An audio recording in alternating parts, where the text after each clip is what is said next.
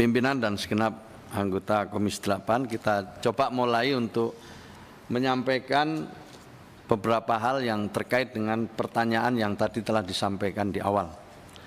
Pertama-tama tentu landasan hukum yang memayungi kerja Kementerian Sosial.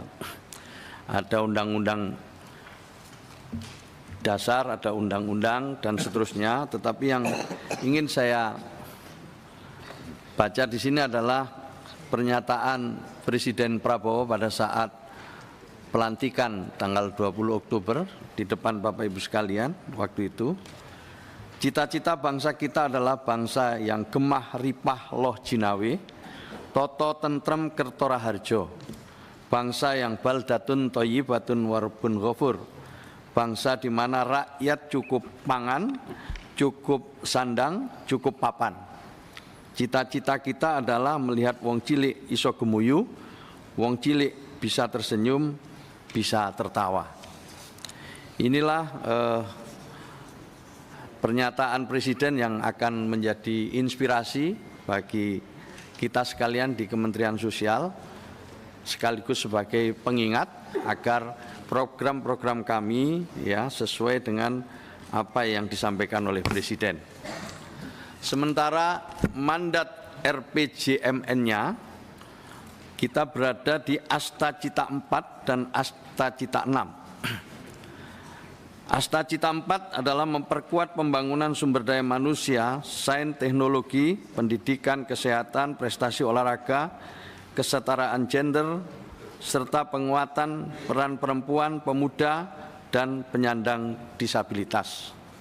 Sementara Asta Cita ke-6 adalah membangun dari desa dan dari bawah untuk pertumbuhan ekonomi, pemerataan ekonomi, dan pemberantasan kemiskinan. Sementara di dalam 17 program prioritas yang terkait dengan Kementerian Sosial ada 4. Pada nomor 5 pemberantasan kemiskinan, pada nomor 7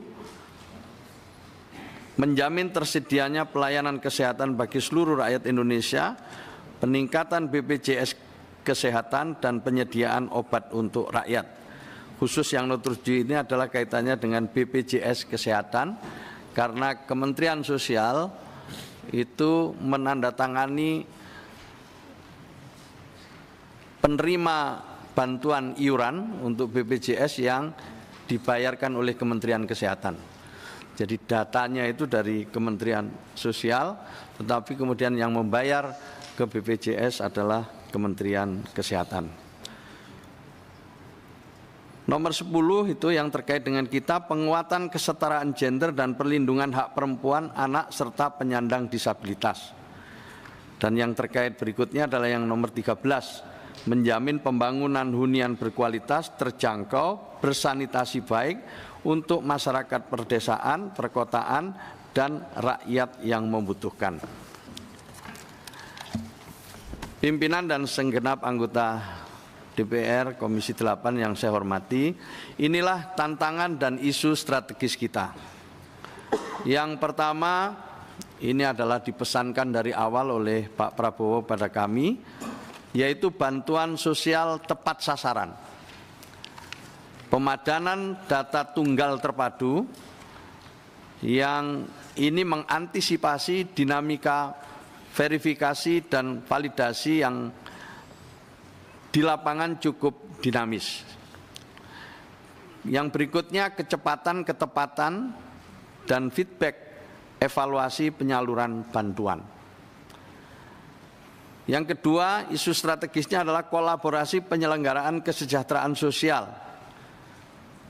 mengintegrasikan gerakan intervensi bersama antar kementerian, lembaga, dan pemerintah daerah, pelibatan swasta dan filantropi dalam hal ini seperti Basnas dan lain sebagainya, alokasi DAK dan dana dekon untuk pemerintah daerah.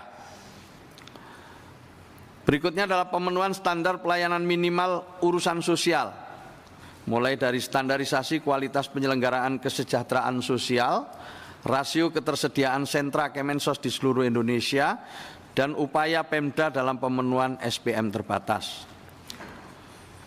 Isu strategis yang keempat adalah ketergantungan penerima bansos. Belakangan ini kita lihat ada rendahnya graduasi yang terentaskan dari kerentanan dan munculnya fenomena demotivasi akibat menikmati bantuan sosial. Kemudian yang terakhir adalah ketidakpastian masa depan atau usia harapan hidup yang terus meningkat, di mana jumlah penduduk usia lanjut terus membesar. Kemudian juga ada fenomena kelas menengah yang turun kelas dan diperlukannya perlindungan sosial adaptif terhadap kejadian bencana.